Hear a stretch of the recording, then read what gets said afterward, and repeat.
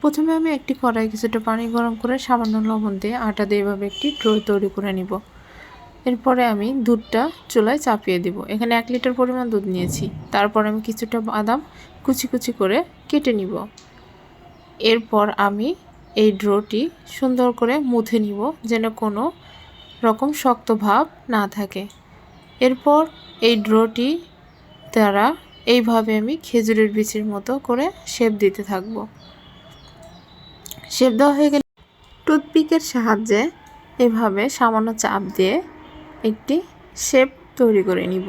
দেখুন, দেখতে একদম খেজুরের বিচির মতোই। এরপরে সবগুলো এভাবে বানিয়ে নিব। বানানো শেষ হলে একটি কড়াইয়ে আমি ঘি দিয়ে এতে কেটে রাখা বা কুচিয়ে রাখা বাদামগুলো সুন্দর করে উল্টিয়ে পাল্টিয়ে লাল লাল করে ভেজে তুলে নিব।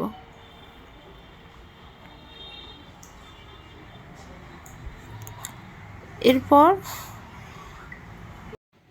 এই একই কড়াইয়ে আমি কিছুটা তেল নিয়েছি, আপনি যে কোনো তেল ইউজ করতে পারেন। এরপর এখানে এই খেজুরের বিচিগুলো দিয়ে আমি লাল লাল করে নেড়ে ছেড়ে সুন্দর করে ভেজে নিব। দেখুন, অনেকটা লাল লাল হয়ে গেছে।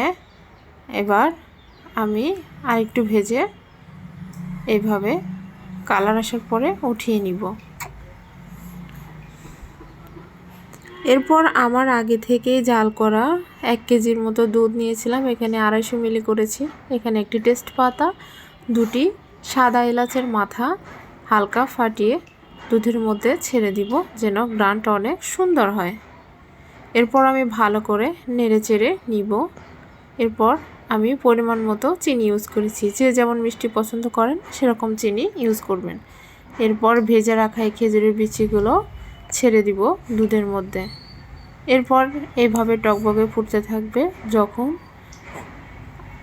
দুধের কালারটা আরও ঘন হবে এবং লালচে লালচে হবে, একদম এই রকম হওয়ার পরে আমি চুলা থেকে নামিয়ে নিব। ভেজে রাখা বাদামগুলো আমি উপর দিয়ে ছিটিয়ে দিব। দেখুন, দেখতে কতটা লোভনীয়, অনেক সুস্বাদু হয়েছিল। আপনারা অবশ্যই বাসায় এই রেসিপিটি ট্রাই করবেন।